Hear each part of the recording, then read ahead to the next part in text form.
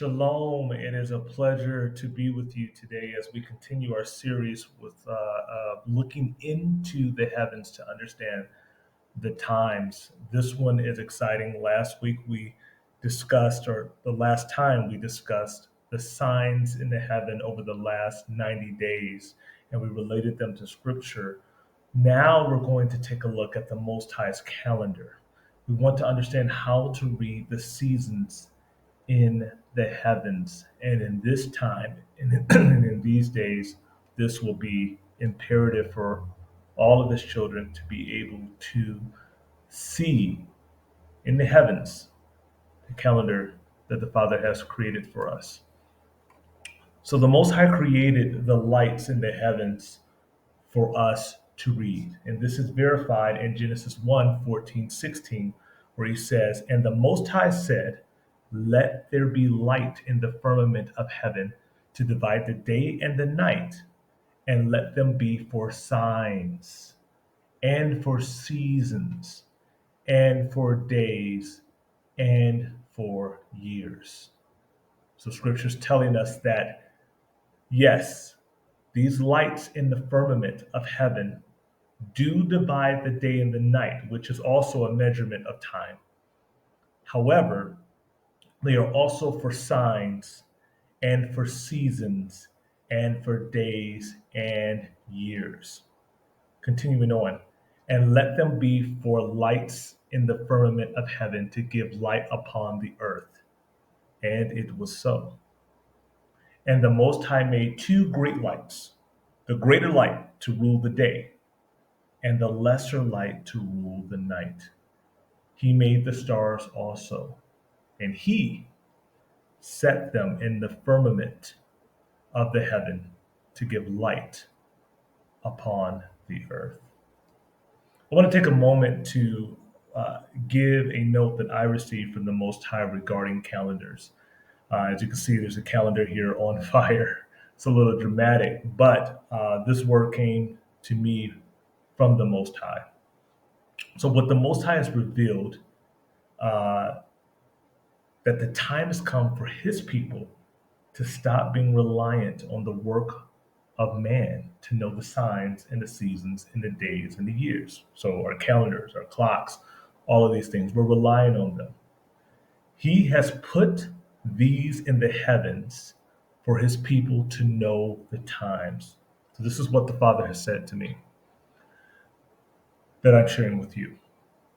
Look up, my people, that you may know my creation and know me, and as a consequence, know the times. For your Father in heaven has provided you with all things in the view of thine enemy. He goes on to say, look up, my people, and understand your Creator, and free yourself from deception. For I feed my sheep manna, today even still, from the heavens, even to this day. Look up and know that it is I, even I, who gives you the signs, seasons, days, and years. Remember yourselves. This came from the Most High to his servant, Benhaiah. What the Most High is saying is that we should be able to observe the heavens and know the signs, the seasons, days, and years without a calendar. Right now, we rely heavily on calendar and times that were given to us in our captivity. But what the Father is showing us is that the greatest clock in the world that has all of the times and the seasons and even the prophetic clocks are in the heavens. We must look up and we must remember who we are, and we must remember that these signs are for us. And in doing so, we will know the times. So we're going to look at the sun. How do we tell, or how do we use the sun to tell the seasons? Some of this is, a lot of this is science, and a lot of it is things that we may be familiar with, but we just haven't had as much exposure or discussion around it. The sun has four phases that last roughly 91 days each. This takes our biblical year to about 364, not 365. Each phase presents a season and can be seen by observing the seasons. So you can actually see this when you look into the sky, and each phase also changes the seasons. Here are the four phases: spring and fall equinox, summer and winter solstice. Let's take a look at these. So as you can see here, going left to right, you have an equinox, and that is when the light from the sun and the darkness of the night are the same length across the earth. This makes the light from the day and the darkness from the night even in length. This happens twice in a year. These begin the spring season and the fall season. We sense this. We literally see this in our day, in our twice a year, where right before fall and right before spring, the day and the night are even in length. And then after those, we see either the day get longer or the night get longer. That is your fall equinox. You typically feel it as a seasonal change. So the summer solstice. So I think this year was around June 20th or June 21st. The summer solstice is when the light from the day is the longest of the year before gradually getting shorter. So this is the summertime. This is usually people say that the summer solstice is when summer gets started. And this is the peak of the light. This is when it is the hottest and the sun is at its peak before gradually decreasing. On the contrary, the winter solstice is when the night is the longest of the year before gradually getting shorter. So let's look at these phases. These four phases change the seasons. This is the difference between summer, winter, or sorry, summer, fall, winter, spring, summer, fall, winter, spring. So this is how you can tell. You don't need a calendar. You don't need to know what month it is. You don't need to know it's April or March. If you were to pay attention to the sun, you would know these seasons, and those dates, April, May, June, and July, would not matter. So this would let you know not only the seasons, but also when they're ending, when they're getting started, when we're officially in summer, when we're officially in winter. And this has all been placed in the heavens for us to read the signs. But scripture does talk about this not only in Genesis, but in a book that many people don't know much about, and that is the lost book of Enoch. Now, it's not lost anymore, it can be found, but for a time it was. Let's talk a little bit about Enoch so that people understand what Enoch is. The book of Enoch was originally a part of the Bible, and then it was removed later. So originally it was a part of the Bible, then it was removed, with the exception of the Ethiopian Bible, which maintained the book of Enoch since it was published. And it was published some 800 years before the King James Version of the Bible. It is, if not the oldest Bible, it is one of the oldest Bibles.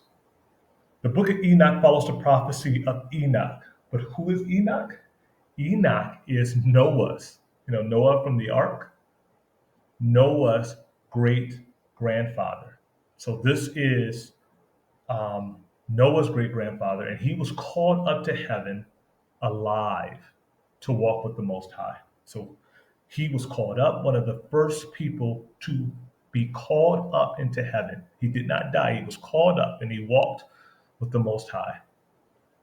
And while in heaven, he saw many prophetic visions and witnessed the workings of the sun and the moon while recording how they worked in the firmament of heaven. So he got a first hand account of these things we see here on earth, he saw from heaven.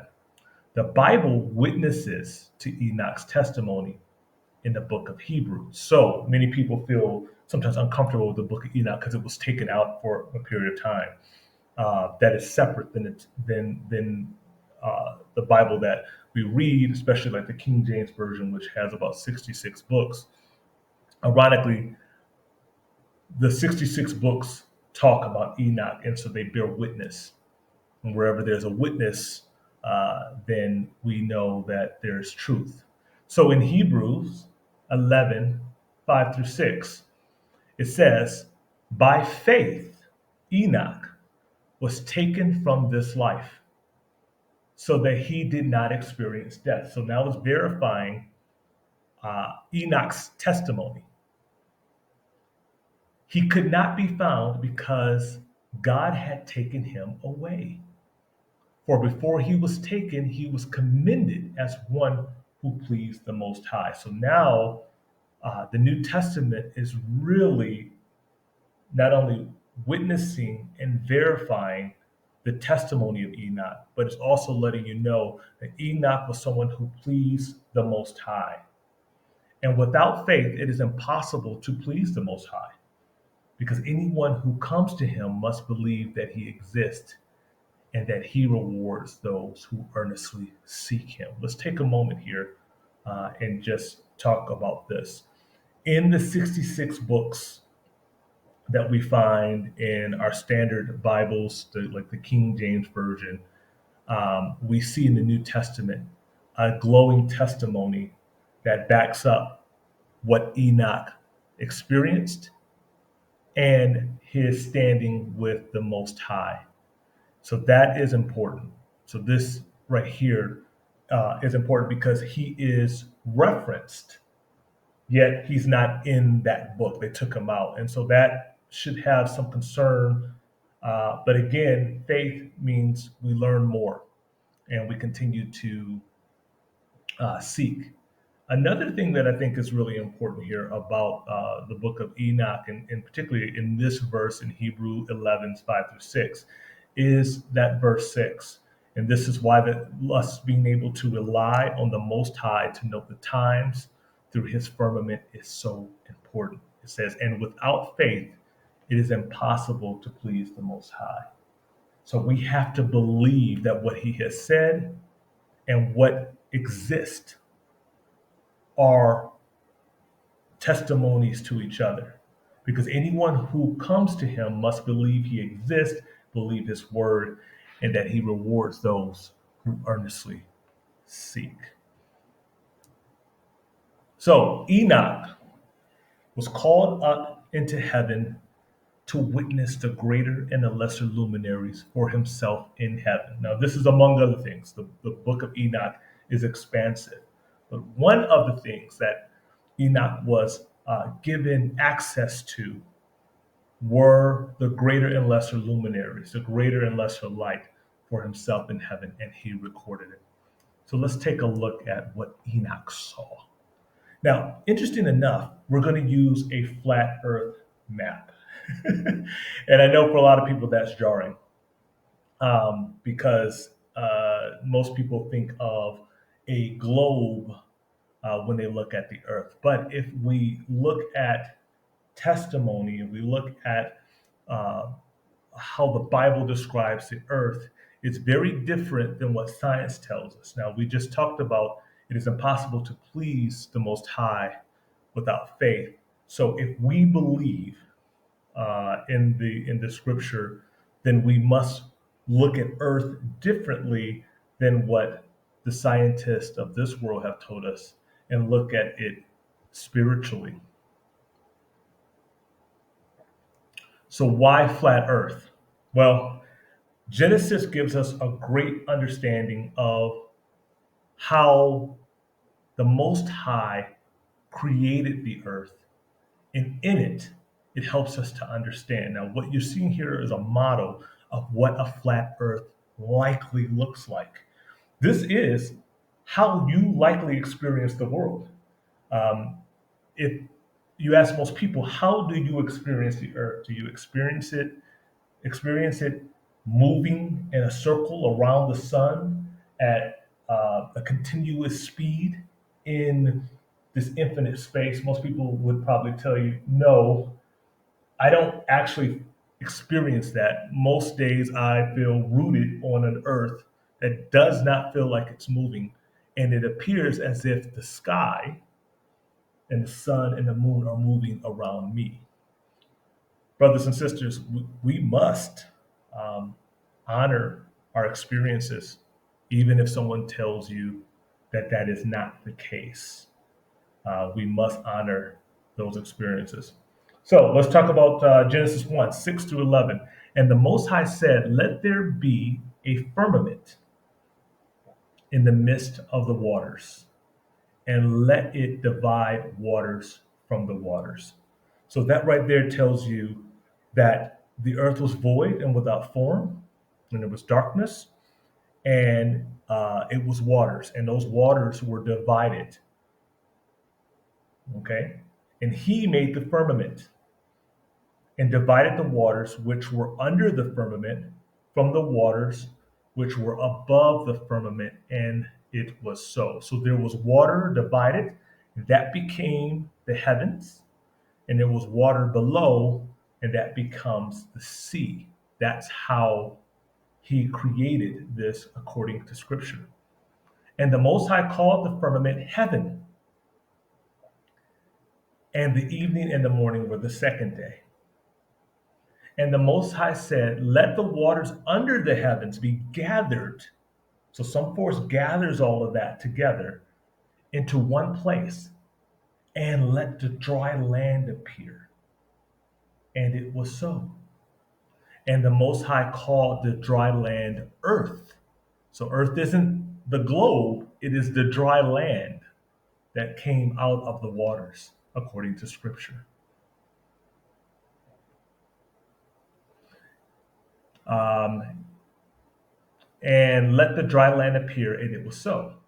And the Most High called the dry land earth, and the gathering together of the waters called he seas.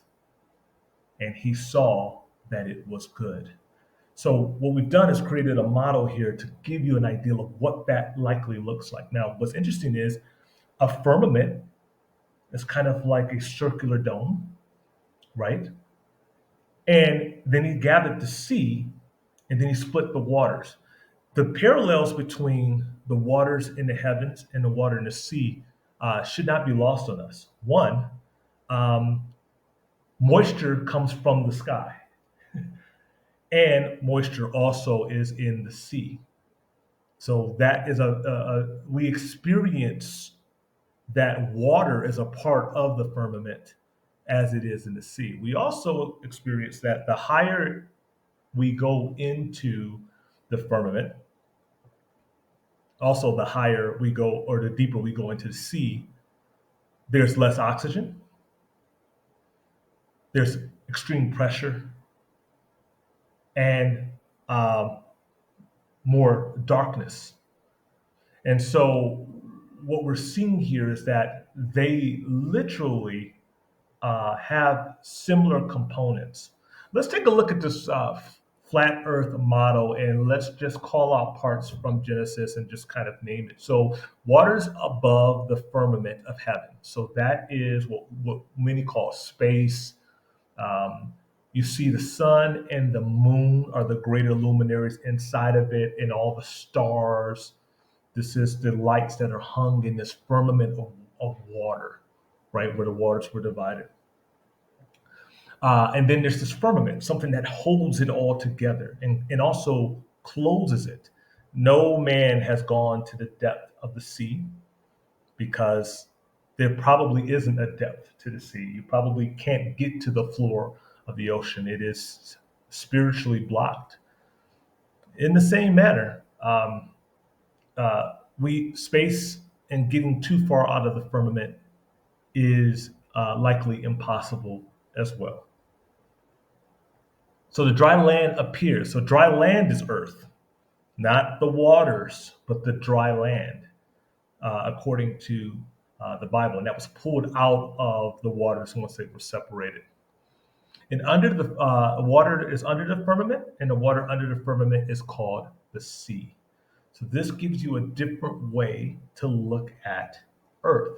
And in order for us to really understand the book of Enoch and even have a better understanding of what we experience in the seasons, what we actually experience, not what we're told, but what we experience when we stand in our backyards or we stand outside and we see the sun rise and the moon rise. In order for us to really validate that, it is imperative that we look at the earth as Scripture has detailed it. So now that we understand why we're going to use the flat earth model in order to understand Enoch, let's take a look at what Enoch saw. And this is going to help us understand the heavens. So what Enoch saw was a series of gates, and the sun rotates through these gates for 30 days, for 30 days, for 31 days, and then and each time it goes through these gates, it um, is a different phase. We experience a different sun phase. Okay, so let's start at even, because that's where Enoch starts, the fourth gate of heaven. So, on or around the spring equinox, right? That's when the sunlight and the light from the darkness are even across. It's usually the beginning of the spring or the beginning of the fall. On or around the spring equinox, the day begins to become longer in parts. So they start even. Day is 9 parts, and night is 9 parts when they're even. Each day, though, after that, the day generally grows longer. This is equivalent to mid March, and if you're in the northern countries, and mid September if you're in the southern countries. And this is when the sun is in the fourth gate, and it stays in the fourth gate around 30 days. So around mid March, in the north, and you can see the countries here on the north. Pay attention to that because that'll give you an idea of what different countries experience. The day is 9 parts, and the night is 9 parts, so they're even. By mid-April, 30 days later, you'll see that daylight grows 10 parts and the night is reduced to 8 parts. Also in the south, around mid-September, day 9 parts and night 9 parts, just like in the north. And by 30 days after that, by mid October, day is 10 parts and the night is 8 parts. This is according to Enoch and what he saw. And it bears witness to what we experience no matter where we are. I've lived in both northern countries and now in southern countries. And this has been what my experience has been. So after that, by mid-April in the north and mid-October in the south, the sun enters the fifth gate, and it will be 10 parts to 8 parts night for 30 days. But steadily, the day is getting longer until it is 11 to 7 parts day and night. So in the north, we're going from mid-April, where it's now the day is 10 parts to the night 8 parts. Within 30 days, the day will be 11 parts and the night will be 7 parts. And this is the same in mid-October and mid-November for the southern countries. This is in the fifth gate of heaven. By mid-May in the north and mid-December in the south, the sun enters the sixth gate. The day will be 11 parts to 7 parts night for 31 days. And the day will continue to grow until reaching a peak of 12 parts day to 6 part night around mid-June. This peak is called, and this also mid-December, and this peak is called the summer solstice. This is when the sun is at its peak, and the light is at its peak. So day is twice the length of night. This is what we experience in the summer. Okay. From here, the day begins to shorten because this is the peak, and this is as far as the day can be enlarged over the night. So from the sixth gate, we're there for 31 days. And then the sun tarries in that sixth gate another 30 days. The sun stays in the sixth gate again for another 30 days and begins to curtail the day and lengthen the night. And at its conclusion, which is roughly around mid July in the north and mid January in the south, the day reduces from that 12 parts to 6 night to 11 parts day and 7 parts night. So now it's coming back, almost like at the end of a pendulum, and now it's swinging back.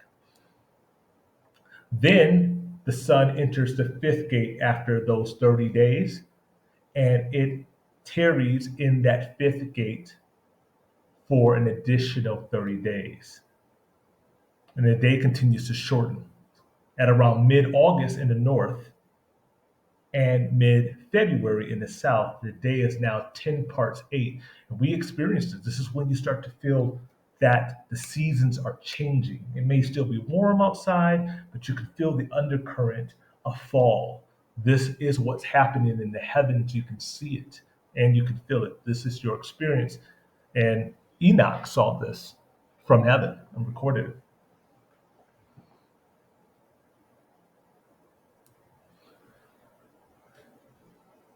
The fourth gate of heaven again.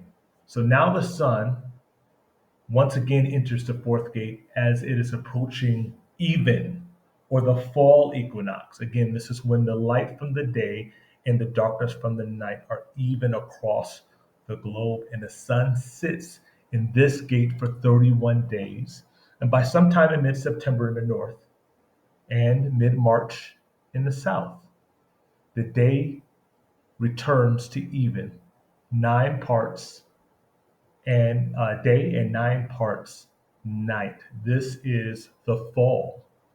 Okay, and this is the equinox, which typically is around sometime in again in mid-September or mid-March if you're in the south. Again, as we think about the appointed seasons and the appointed feast, these were based on the signs in the heaven before they were calendars. From there, we enter the third gate of heaven, and the sun is in the third gate of heaven for an additional 30 days, but the night begins to increase over the day. So now we're going into winter. So by mid-October in the north and mid-April in the south, the day is 8 parts to 8 parts day to night 10 parts. So now the night is growing over the day. And this is what we experience as we go into the winter months.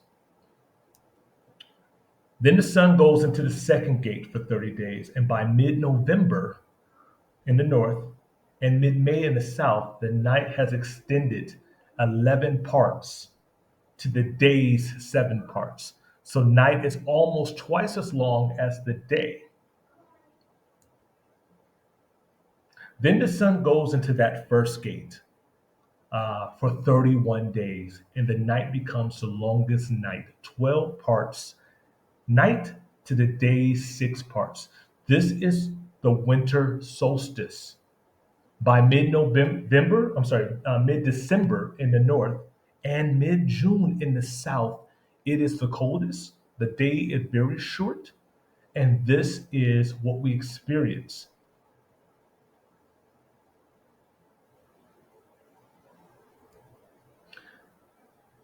The sun then tarries in that first gate an additional 30 days.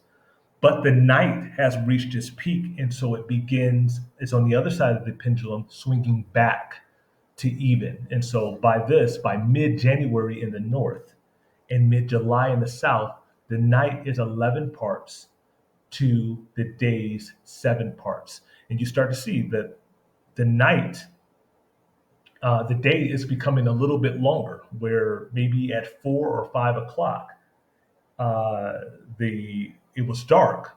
Now you're seeing that that the sun is lasting a little bit longer, maybe by just 20 minutes. You can experience this.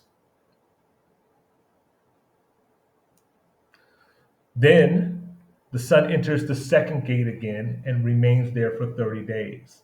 At its conclusion, the night would have curtailed 10 parts night to 8 parts day around mid February in the north and mid August in the south. So now the seasons are starting to shift. Daylight is starting to become longer, the nights are becoming shorter, and you can feel the weather changing. It's becoming warmer. The third gate of heaven, again, the sun enters the third gate for 31 days. And by mid March in the north and mid September in the south, day and night become even again. 9 parts to evening and 9 parts to day before entering that fourth gate. And that is the end of your year, because your year starts in Abib, and Abib uh, is not a month. Abib is a condition. It is green, tender roots. It is springtime. And so the seasons tell us the year. And the year, based on this, goes uh, from the fourth gate to the fourth gate. So spring to spring, depending on where you are in the world. This is what Enoch saw, and this is what you experience on a day to day, or at least a quarter to quarter, as the sun goes through the sixth gate, the fifth gate, the fourth gate, mhm, third gate, second gate, first gate, and then back out again. So Enoch suggests that he observed the following, and we'll read Enoch 72, 6 through 8. First proceeds the fourth. First proceeds forth the great luminary, which is called the sun, the orb of which is as the orb of heaven, the whole of it being replete and splendid and flaming fire. Its chariot, where it ascends, the wind blows. The sun sets in heaven, and returning by the north to proceed toward the east. Remember, the sun goes from the east to the west, and then it goes out of view for everyone until it returns. So he's just explaining what we experience toward the east. Is conducted so as to enter by that gate and illuminate the face of heaven. What he just described here in this model, as we look at Enoch looking over this globe from heaven, is exactly what you're seeing here in this image. This is the sun in the north moving east, and it's going to come around and it will illuminate each place at different times as it moves. And this is what you're seeing, and Enoch witnesses to this. Oh, by the way, we experience this. This is our experience here on Earth. So let's take a look at a simulation of what this looks like. Here we're looking at, obviously, the Earth from the flat Earth model. And as we can see to the far, almost northern east is Australia. We come around through Asia and India and the Middle East, and then there is Africa, and then we move and we see then we come kind of west and to the southwest we see South America, and then we see the U.S., and then there's a big body of water. Usually there's ice polar caps around there, and this is what Enoch saw, and this is what he's describing. So let's take a look at what we just discussed and simulate it so that we understand the seasons. Two things before we do that. On your right hand side there, you see the southern hemisphere gates. So you see 6, 5, 4, 3, 2, and 1. And on the other side, you see the opposite on what the north experiences.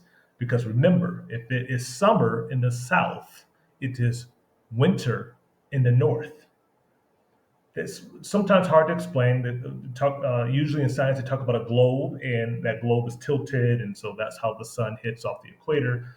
In the flat Earth model, what we're going to see is that the sun rotates in these gates, as Enoch explained, and we're going to demonstrate what that looks like. So originally, to start the year off, it starts in gate 4, which is even, and that's when light is even across the Earth. Let's take a look at what that looks like. So for 30 days, you're going to see the sun go in the fourth gate all the way around, and look at the countries it's hitting. It's even. So the northern southern hemisphere are receiving just as much light as they do darkness, and it's a transition period. It's kind of rotating in the middle of the earth, and this is springtime. I'm in Africa now, so we're going to orient. I'm sorry, this to the southern hemisphere, and so if we do that, you can see right here that we're getting ready. If we're in the southern hemisphere, we're getting ready for the day to start growing and enter into summer. So let's watch this as we do this. So this, we tarry in gate 4 at even, or the spring equinox, for 30 days. Then we move into the 5th gate. Now you see here how it's getting warmer in the southern hemisphere. The sun is directly over the southern hemisphere now, or almost directly over. So at this time, it must be getting very cold in the northern hemisphere. Look, the sun is far. So what we would experience is that the sun would be lower because it's flatter. And we would also have shorter daylight cycles because the sun is further away and it's getting cold. So we're in the 5th gate for 30 days. Then the sun moves into the 6th gate. And at the 6th gate, the sun is directly over the southern hemisphere. It is summer, and it's here for 31 days. Now, keep in mind, if you live in the northern hemisphere, you probably have icicles on your home because it's very, very cold, because the sun is very far away, it's very low, and you're receiving, at this point, the south is getting 12 parts sun to 6 parts night. And if you're in the north, you're getting 12 parts night to 6 parts day. So then we remain, after 31 days, we remain in the 6th gate for an additional 30. Again, coming east to west, retiring into the heavens, coming back out. Then we begin to go into the 5th gate. So now the pendulum's swinging. So here, if you're in the south, it's still warm, but the sun is now moving a little further away. It's getting a little cooler. If you're in the north, you're experiencing a little longer day now than you had before. If it was 12/6 day, or 12/6 night and day in the north, you're now probably experiencing 11/7 parts. Then it moves back into the 4th house.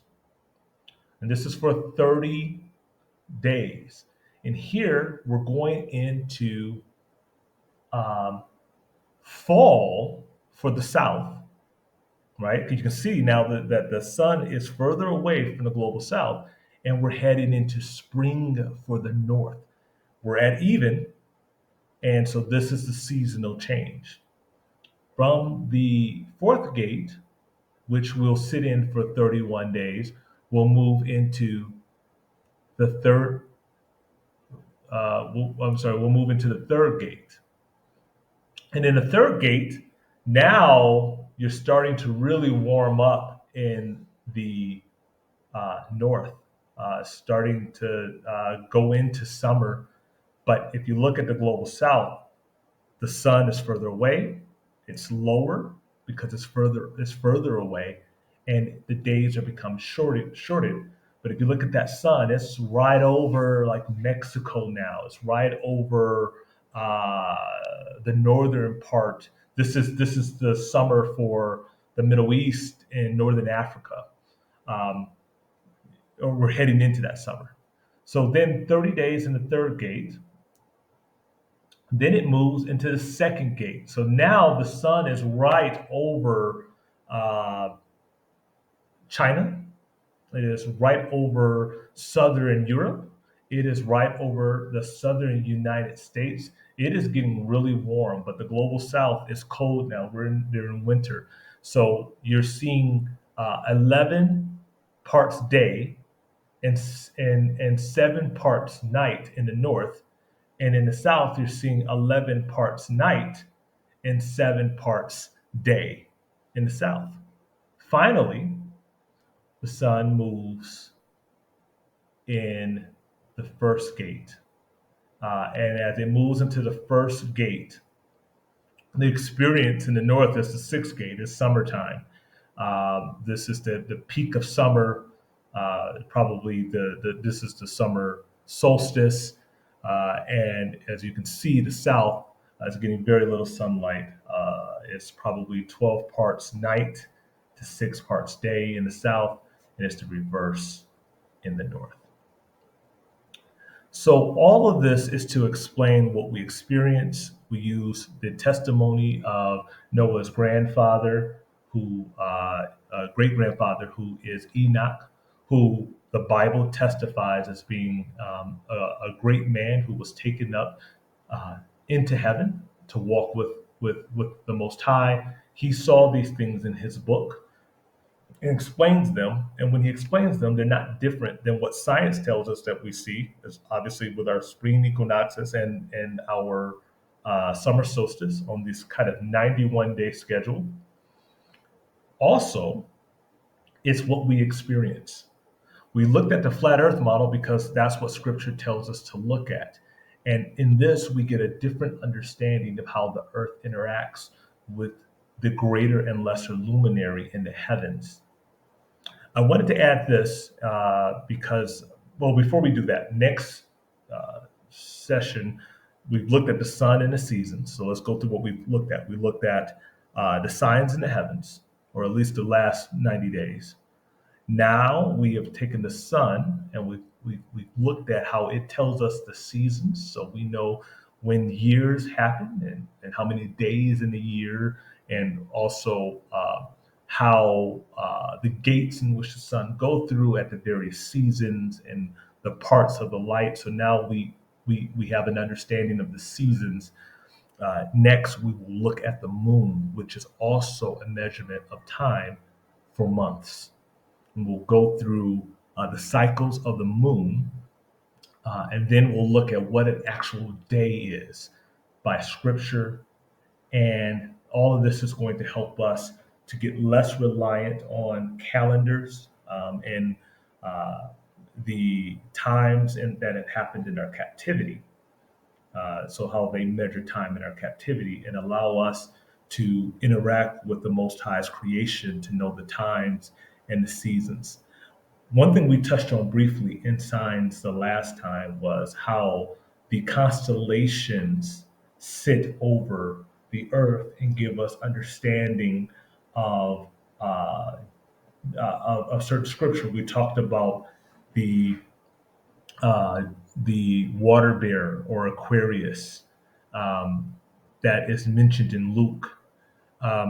If we lay over the zodiac over the globe, we start to get an understanding of the different houses and prophetic clocks that the constellations tell us about. And so um, this is just for us to look at, to try to understand. The whole point is to become reliant on the Most High for the times so that we would know the appointed seasons, so that we will have an understanding of the Father that's far greater than our enemies or the folks who have put us in captivity.